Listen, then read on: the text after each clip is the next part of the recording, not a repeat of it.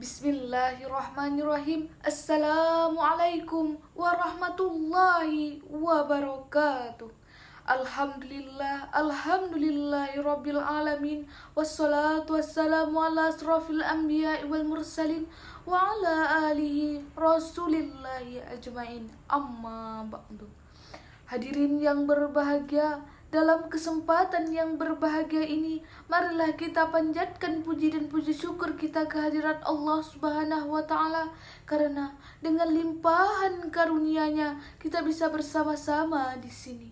Yang kedua kalinya, salawat beriringkan salam, marilah kita hadiahkan buat junjungan alam Nabi besar Muhammad SAW dengan ucapan Allahumma salli ala Sayyidina Muhammad wa ala ali Sayyidina Muhammad.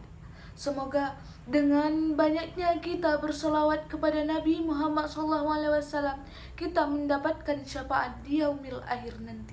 Amin, amin, amin ya rabbal alamin.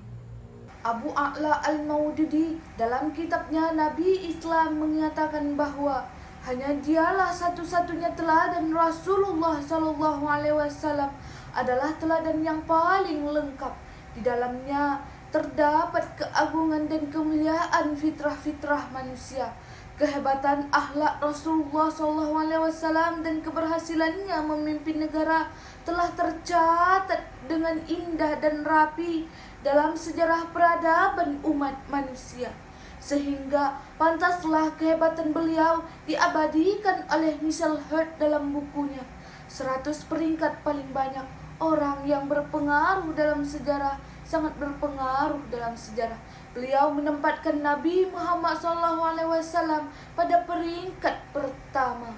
Kehebatan akhlak Rasulullah sebagai pemimpin yang selalu mengedepankan kepentingan umat dan mengedepankan akhlak yang baik, pada akhirnya mampu mengubah masyarakat yang barbar menjadi beradab. Yang dulunya berselisih, yang dulunya menyembah berhala, kini kembali beribadah kepada Allah Subhanahu wa Ta'ala.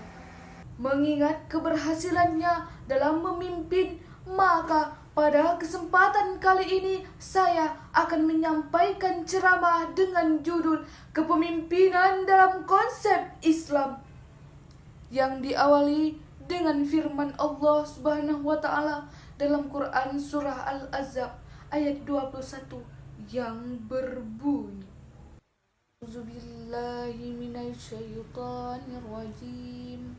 Bismillahirrahmanirrahim. Laqad kana lakum fi Rasulillahi uswatun hasanah liman kana yarjullaha wal yawmal akhir wa dzakarallaha katsira, yang artinya sungguh telah ada pada diri Rasulullah itu suri teladan yang baik bagimu, yaitu bagi orang yang mengharap rahmat Allah Subhanahu wa Ta'ala dan kedatangan hari kiamat dan yang banyak mengingat Allah. Selamat hadirin, ayat tersebut memberitahu sekaligus menegaskan kepada kita, sesungguhnya dalam pribadi Rasulullah terdapat uswatun hasanah untuk kita. Rasul adalah sosok yang mulia, teladan tinggi yang harus ditiru dengan sepenuh hati, baik dalam perkataan maupun perbuatan. Demikian penegasan Imam Ali Asy-Syabuni dalam Sofatut Tafsir. Dari ayat sebelumnya dapat kita simpulkan Rasulullah SAW adalah sosok yang harus patut kita teladani, termasuk dalam melihat hal kepemimpinannya. Dan setiap pemimpin akan mempertanggungjawabkan seluruh kepemimpinannya. Hal ini sebagaimana ditegaskan dalam sabda Nabi SAW yang maknanya sebagai berikut. Ingatlah, setiap kalian adalah pemimpin yang akan dimintai pertanggungjawaban atas kepemimpinannya. Seorang suami adalah pemimpin keluarganya yang ia akan dimintai pertanggungjawaban atas kepemimpinannya. Seorang wanita adalah pemimpin dalam kehidupan rumah tangga, suami dan anak-anaknya. Dan dia akan dimintai pertanggungjawaban atas kepemimpinan juga. Ingat bahwasanya kamu adalah seorang pemimpin yang kelak kamu akan dimintai pertanggungjawaban atas kepemimpinanmu itu. Hadirin yang dirahmati Allah. Kemudian dalam Islam, pemimpin yang baik adalah pemimpin yang mempunyai paling sedikit 4 sifat dalam menjalankan kepemimpinannya. Kepemimpinan yang harus ada yaitu yang pertama as-sidiq, yang artinya jujur agar dapat dipercayai oleh orang yang dipimpinnya. Yang kedua, tabligh, yang menyampaikan atau kemampuan berkomunikasi dan bernegosiasi. Yang ketiga, amanah, yang dapat dipercaya atau bertanggung jawab dalam menjalankan tugasnya. Yang keempat, fatonah, artinya cerdas, yaitu kemampuan merencanakan visi, misi, strategi, dan melaksanakannya. Selain itu, diketahui juga ciri-ciri pemimpin Islam di mana Rasulullah SAW pernah bersabda, pemimpin suatu kelompok adalah pelayan kelompok itu. Oleh karena itu, pemimpin harus melayani, bukan dilayani, dan membantu masyarakat untuk maju. Dr. Hisan Yahya Talib mengatakan ada beberapa ciri penting yang menggambarkan kepemimpinan Islam, yaitu setia kepada Tuhan. Pemimpin dan orang-orang yang dipimpinnya terikat oleh kesetiaan kepada Tuhan. Kedua, tujuan Islam secara keseluruhan, yaitu pemimpin yang melihat tujuan organisasi. Yang ketiga, yaitu patuh pada syarat dan akhlak Islam. Seorang pemimpin terikat oleh aturan Islam yang bisa menjadi pemimpin asalkan ia berpegang teguh pada pemerintah syariah. Dalam mengurus urusannya, ia harus menaati adab Islami, terutamanya ketika berhadapan dengan kelompok oposisi atau orang-orang yang berbeda pendapat. Yang keempat, wali.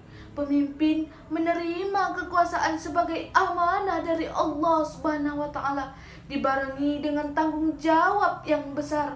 Al-Quran memerintahkan kepada pemimpin untuk menjalankan tugasnya karena Allah dan menunjukkan sikap yang baik kepada pengikut-pengikut atau bawahannya. Dalam Al-Quran, Allah Subhanahu wa Ta'ala berfirman dengan artinya, orang-orang yang menjadikannya di bumi, mengerjakan sholat, menunaikan zakat, dan memerintahkan yang diketahui dan melarang orang-orang kafir di muka bumi. Mereka mendirikan sholat, mengeluarkan zakat, memerintahkan berbuat baik dan mencegah berbuat maksiat, dan kepada Allah segala urusan dikembalikan. Quran Surah Al-Hajj ayat 41. Hal ini yang perlu diperhatikan adalah adanya prinsip dasar dalam kepemimpinan Islam, yaitu dengan musyawarah, keadilan, dan kebebasan berpikir. Singkatnya, kami ingin menyatakan bahwa pemimpin Islam bukanlah pemimpin yang kejam dan tidak terkoordinasi, tetapi ia mendasarkan dirinya pada prinsip-prinsip Islam, berkonsultasi dengan teman-temannya secara objektif dan penuh rasa hormat, mengambil keputusan seadil-adilnya, dan mengupayakan terciptanya kebebasan berpikir, pertukaran pikiran, dan saling menasihati sedemikian rupa sehingga para pengikut atau bawahannya merasa senang mendiskusikan masalah-masalah yang menjadi kepentingan dan tujuan bersama. Kepemimpinan Islam tidak hanya bertanggung jawab kepada pengikutnya atau bawahannya, namun yang jauh lebih penting adalah tanggung jawabnya kepada Allah Subhanahu wa Ta'ala sebagai wali kepemimpinan.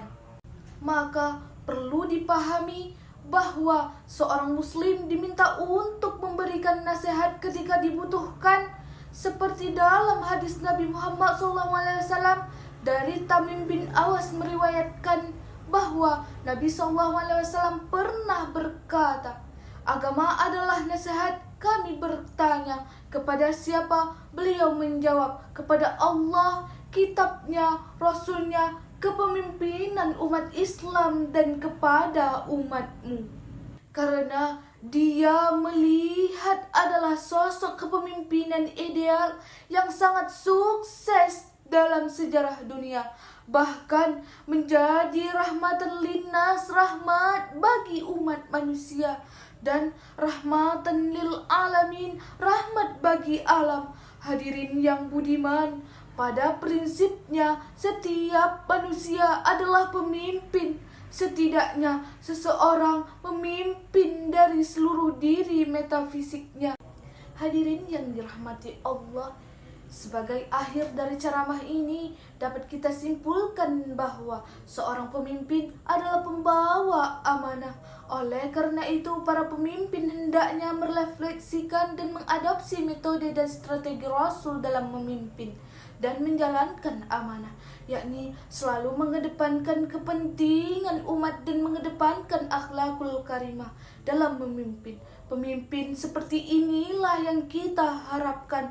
Mudah-mudahan kedepannya bisa kita dapatkan sehingga masyarakat kita bisa stabil penuh keridhaan Allah Subhanahu wa Ta'ala.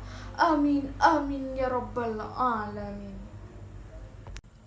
Demikianlah ceramah yang dapat saya sampaikan pada kali ini. Semoga di lain waktu diberikan kesempatan lagi untuk berceramah. Saya Raudatul Jannah pamit undur diri. Wabillahi taufiq wal hidayah waridha wal inayah. Wassalamualaikum warahmatullahi wabarakatuh.